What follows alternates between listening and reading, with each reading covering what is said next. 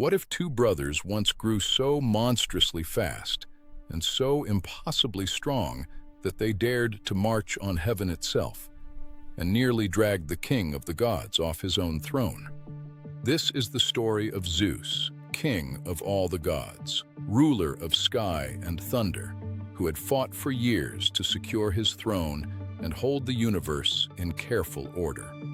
Zeus wanted nothing more than peace under his rule, the gods secure in their places, mortals and monsters alike kept beneath the sky, he commanded. But order, as he was about to learn, is never as safe as it seems.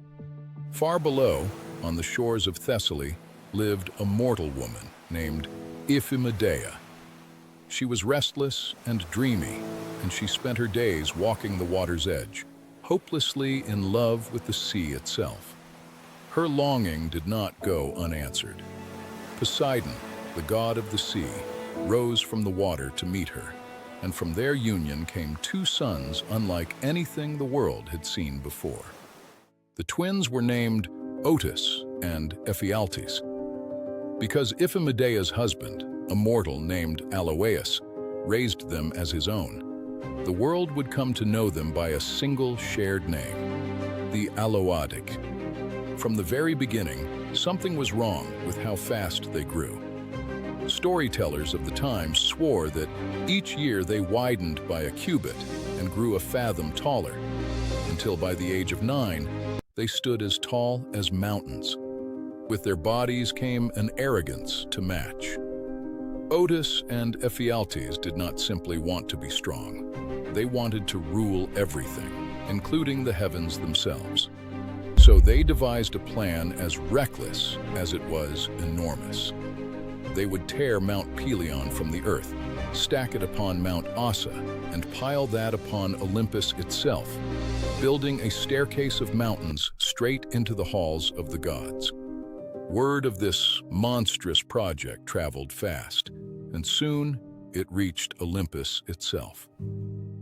The gods, who had never faced a threat quite like this, began to whisper nervously among themselves. One god refused to wait for Zeus's judgment.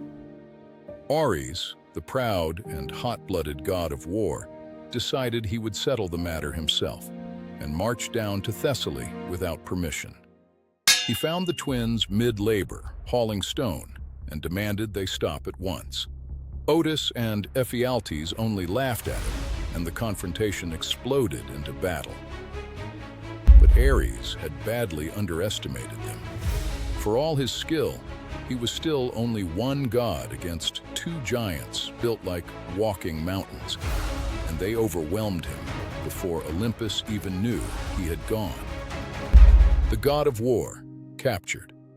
The brothers sealed Ares inside a great bronze jar and hid it away, leaving the god of war trapped in total darkness for 13 long months. Without him, battles across the mortal world grew savage and undisciplined, and Olympus realized just how dangerous these two giants truly were. Zeus faced a problem he could not simply blast away. He could not risk marching against the twins directly while so much remained unknown about their strength, and losing another god the way he lost Ares would only embolden them further. Meanwhile, back in Thessaly, someone else was growing troubled by the twins' cruelty. Aloadae, the woman who had helped raise them as children, watched their monstrous ambitions with quiet dread. Aloadae knew where the bronze jar was hidden, and she knew that leaving Ares trapped there would only bring more suffering to the world. So, in secret, she sent word toward Olympus, hoping some god would come. The message found its way to Hermes, the swift and clever messenger of the gods, always ready for a task requiring cunning rather than brute force. Zeus entrusted him with a quiet, dangerous mission: sneak in and bring Ares home.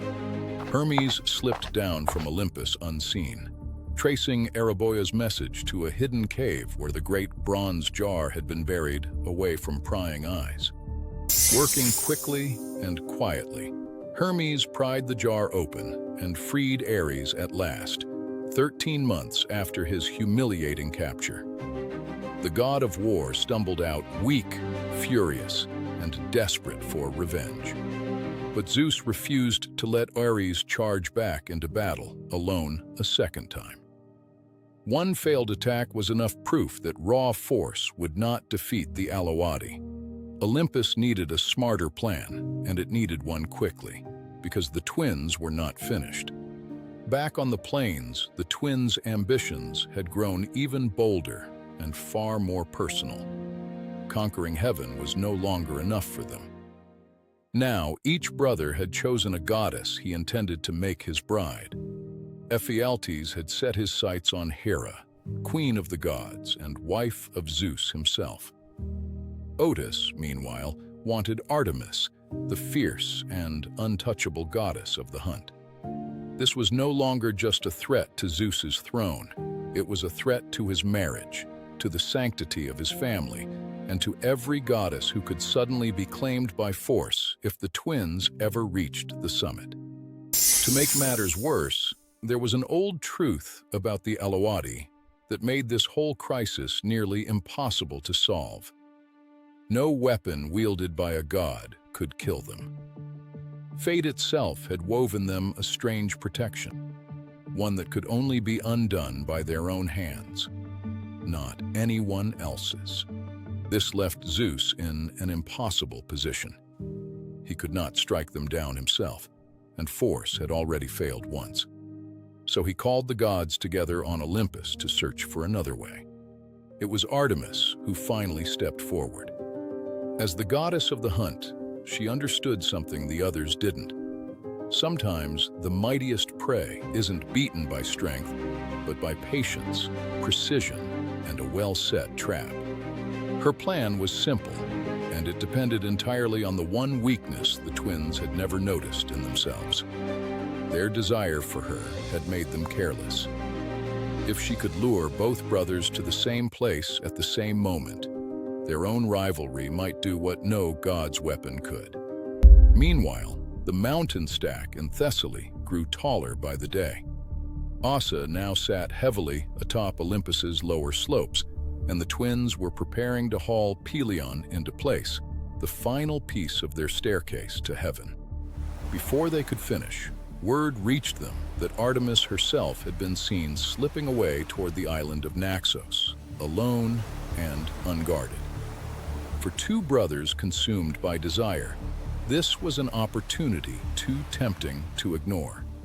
They abandoned their half-finished mountain and sailed straight for Naxos, certain that whichever brother reached her first would win her for himself. Their pride, the very thing that had made them so dangerous, was now about to become their undoing. They searched the island's forest for her, each brother racing the other, neither willing to let the other claim her first. Their old bond as twins was already fraying under the weight of shared desire. Then, just for a moment, Artemis let herself be seen between the trees, calm and untroubled by their approach. And just as quickly, she vanished, transforming in a flash of silver light into a swift white deer that darted out into the open ground between the two brothers. One fatal mistake. Neither brother recognized the deer for what it truly was. Each saw only a prize, a chance to prove himself the mightier hunter, and each hurled his spear at the creature from opposite sides of the clearing at the very same instant. The deer vanished the instant before impact, and there was nothing left in its place but empty air between two brothers standing directly across from one another. Their spears never found the beast at all. They found each other.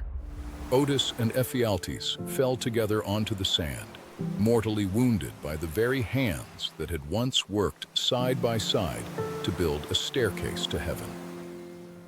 The ambition that had raised them so high had finally, fatally, turned them against each other. News of their deaths reached Olympus swiftly, and a wave of relief swept through the halls of the gods. The threat that had once seemed unstoppable, that had captured a god and nearly reached the very gates of heaven was over in a single heartbeat on a quiet beach.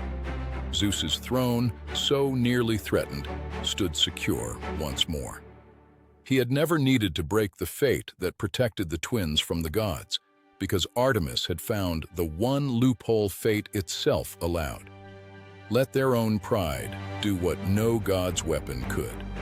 Ares, freed and humbled by his earlier defeat, returned to his role as god of war with a harder-won respect for caution, never again charging so recklessly into a fight he did not fully understand. Hera and Artemis, the two goddesses the twins had hoped to claim, remained exactly where they belonged, untouched and unshaken, their places among the gods never truly threatened at all. But the story of Otis and Ephialtes did not end simply with two bodies on a beach. According to the old storytellers, their punishment followed them even into the underworld, where they were bound back to back against a stone pillar for eternity, tormented forever by the endless shriek of an owl perched between them. Far away, on the shore where it had all begun, Iphimedeia mourned the sons she had raised to be extraordinary, never imagining that the very ambition she had watched grow in them would one day be the thing that destroyed them. The ancient Greeks told this story as a warning as much as an adventure.